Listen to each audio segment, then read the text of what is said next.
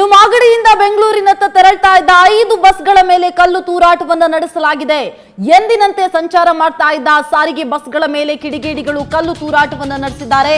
ಮಾಗಡಿಯಿಂದ ಹೋಗಬೇಕಾಗಿದ್ದ ಸಂಚಾರ ಸ್ಥಗಿತಗೊಳಿಸಲಾಗಿದೆ. ಇದರಿಂದಾಗಿ ಸಹಜವಾಗಿಯೇ ಪ್ರಯಾಣಿಕರು ಪರದಾಟವನ್ನ ನಡೆಸ್ತಾ ಇದ್ದಾರೆ. ಎಂದಿನಂತೆ ಸಂಚಾರ ಮಾಡ್ತಾ ಇದ್ದ ಸಾರಿಗೆ ಬಸ್ಗಳ ಮೇಲೆ ಕಲ್ಲು ತೂರಾಟವನ್ನ ನಡೆಸಲಾಗಿದೆ. ಮಾಗಡಿಯಿಂದ ಬೆಂಗಳೂರಿನತ್ತ ತೆರಳ್ತಾ ಇದ್ದ 5 ಬಸ್ಗಳ ಮೇಲೆ ಈಗಾಗಲೇ ಕಲ್ಲು ತೂರಾಟವನ್ನ ನಡೆಸಲಾಗಿದೆ.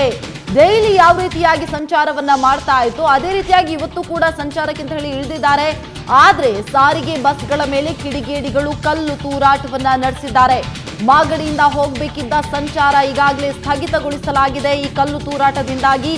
ಇದರಿಂದಾಗಿ ಪ್ರಯಾಣಿಕರಿಗೆ ಸಾಕಷ್ಟು ರೀತಿಯಲ್ಲಿ ತೊಂದರೆಗಳಾಗ್ತಾ ಇದ್ದಾವೆ. ಬೇರೆ ಬೇರೆ ಊರುಗಳಿಗೆ ಹೋಗಬೇಕಾದಂತಹ ಪ್ರಯಾಣಿಕರು ಇದೀಗ ಪರದಾಡ್ತಾ ಇದ್ದಾರೆ. ಮಾಗಡಿಯಿಂದ ಹೋಗಬೇಕಾಗಿದ್ದಂತಹ ಬಸ್ಗಳ ಸಂಚಾರವನ್ನ ಸದ್ಯಕ್ಕೆ ಸ್ಥಗಿತಗೊಳಿಸಲಾಗಿದೆ. ಹಾಗಾಗಿ ಪ್ರಯಾಣಿಕರು ಪರದಾಡ್ತಾ ಇದ್ದಾರೆ. ಮಾಗಡಿಯಿಂದ ಬೆಂಗಳೂರಿನತ್ತ ಬರ್ತಾ ಇತ್ತು 5 ಬಸ್ಗಳು.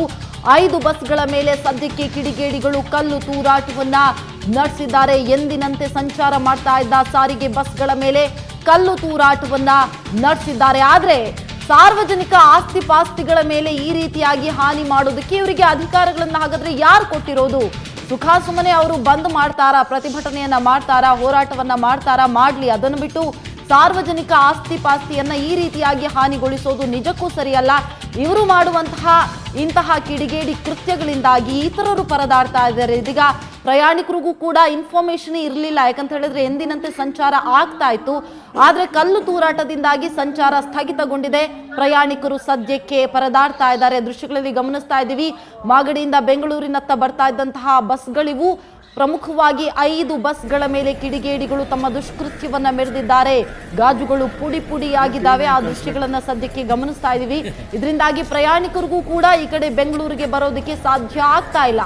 ಮಾಗಡಿಯಿಂದ ಬರಬಹುದು ಅನ್ನುವಂತಹ ನಿರೀಕ್ಷೆಯಲ್ಲಿದ್ದಂತಹ ಪ್ರಯಾಣಿಕರು ಕೂಡ ಸದ್ಯಕ್ಕೆ ಪರದಾಡ್ತಾ ಇದ್ದಾರೆ. ಹಲವು ಕಡೆಗಳಲ್ಲಿ ಬಸ್ಗಳ ಮೇಲೆ ಕಲ್ಲು ತೂರಾಟ ನಡೀತಾ ಇದೆ. ಇವತ್ತು ಕೂಡ ಎಫೆಕ್ಟ್ ಗೊತ್ತಾಗ್ತಾ ಇದ್ದಾವೆ.